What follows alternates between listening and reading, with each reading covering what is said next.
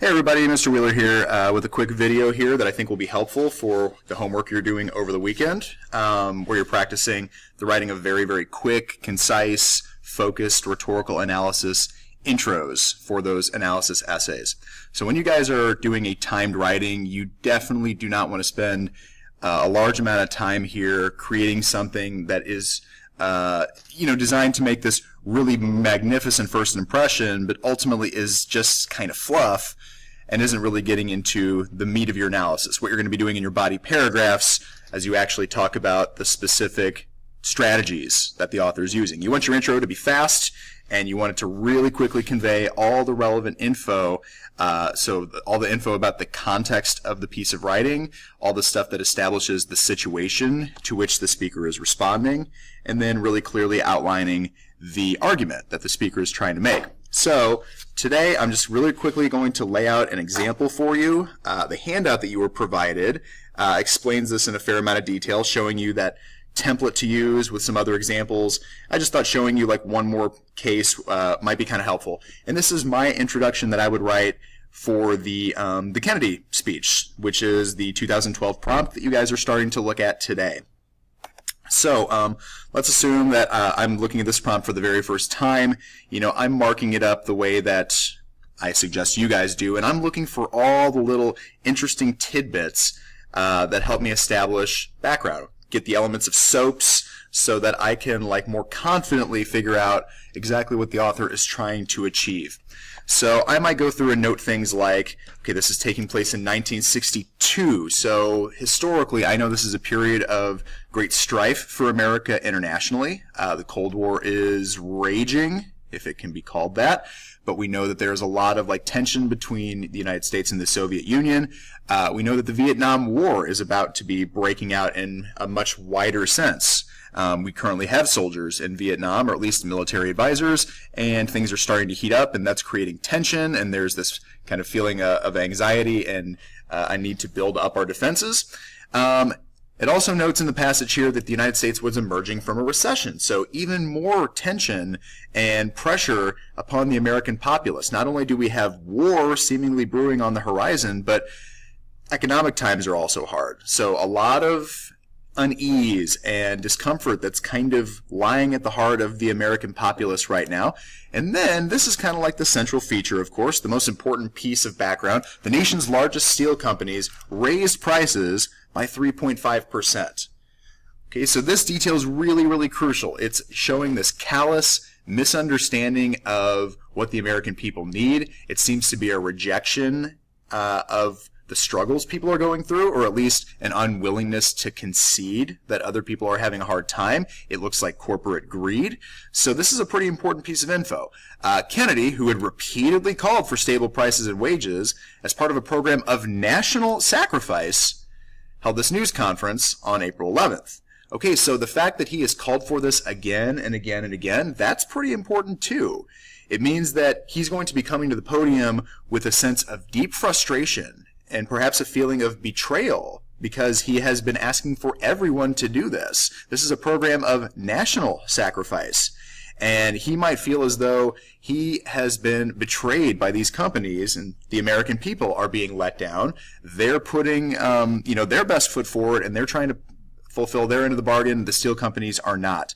So in this conference, he is responding to that hike in steel prices. It's asking for me to read his remarks carefully, write an essay in which you analyze the strategies he uses to achieve his purpose.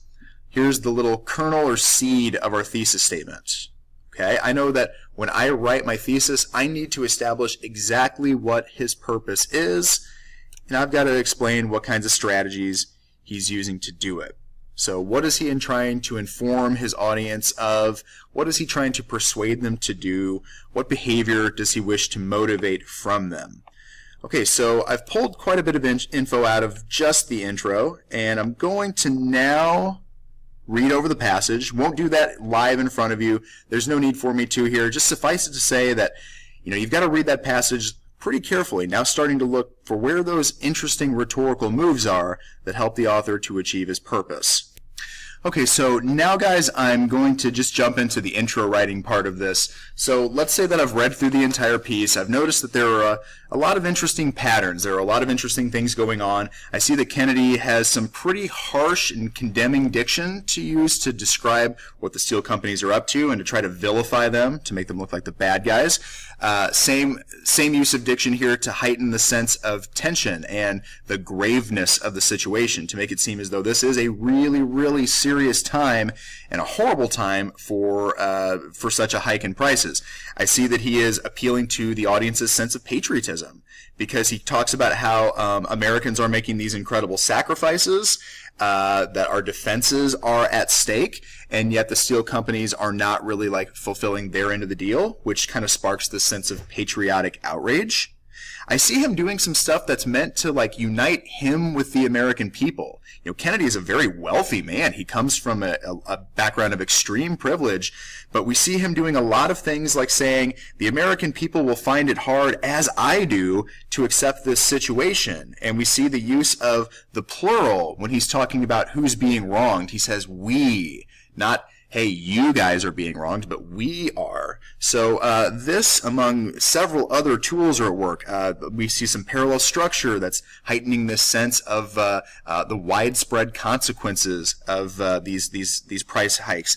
We see some use of statistical data. We see some references to what's happening in current events. All this stuff is good rhetorical stuff that I might talk about in my essay, but let's just get into the intro writing part. So I've got my little template here. This is the two-sentence Mad Libby kind of template that I recommend you guys use to make your introduction as focused and concise as possible. And it's pretty straightforward. You know, the first sentence is just building the context, and the next part is establishing your thesis, and that's really about it.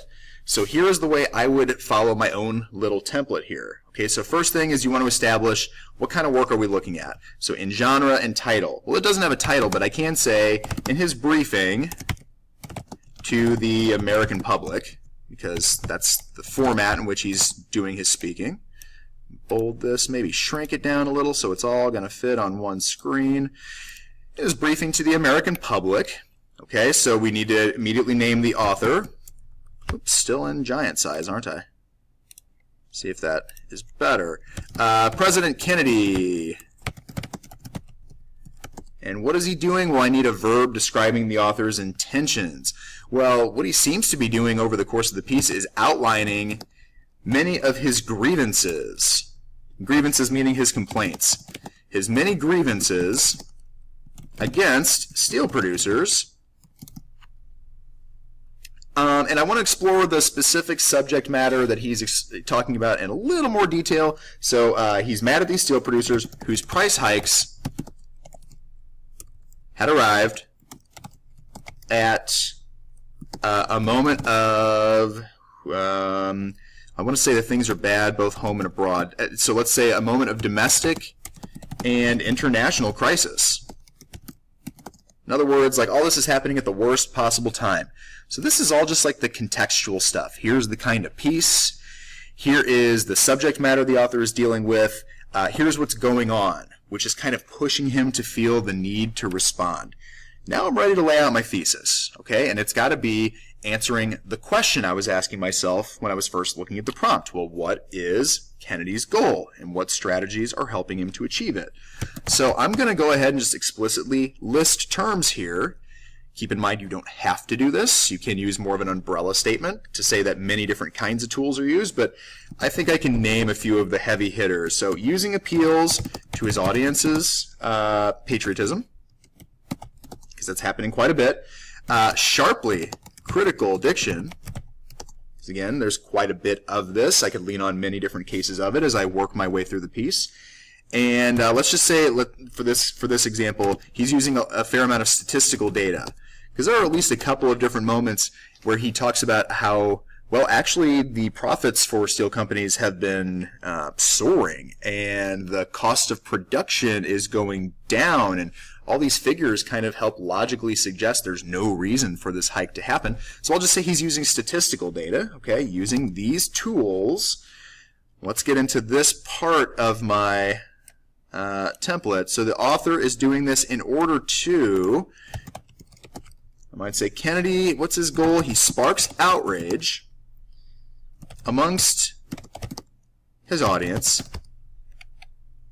And, okay, so yeah, they're mad. Who cares? Like, what is he really going for? What is the goal? How is he trying to channel that anger? I'll say, well, he is rallying them together in an effort to hold steel producers accountable for their selfish deeds. Okay, that is ultimately what it seems like he is pushing for here. He wants for the people listening to this broadcast to be mad and to feel as though these companies have wronged them gravely, and for there to be this kind of united sense of outrage and indignation. So these companies feel the pressure to drop the games that they're playing. And so, guys, this is all you would need to have in the introduction for a timed write. Okay? In fact, even if yours couldn't be as precise in its wording and sophistication, well, generally that's okay so long as you do give the complete context. You show the readers that you've got a thorough understanding of the situation around this piece of writing, and you can clearly say that the author is making certain kinds of moves in order to advance his position or to achieve her goal, and you can name that position, you can name that goal, then fancy doesn't really matter. Okay, if you can clearly say those things, then your introduction will be everything it needs to be, and then you can focus on good, clean, quality analysis. Okay, well, that's all the know-how I think you need to start practicing intro writing on your own. Remember, you're writing 3 of these for the prompts that I provided to you on the handout today in class. If you feel like you don't get it in some way, make sure you email me over the 3-day weekend. And good luck, guys. See you on Tuesday.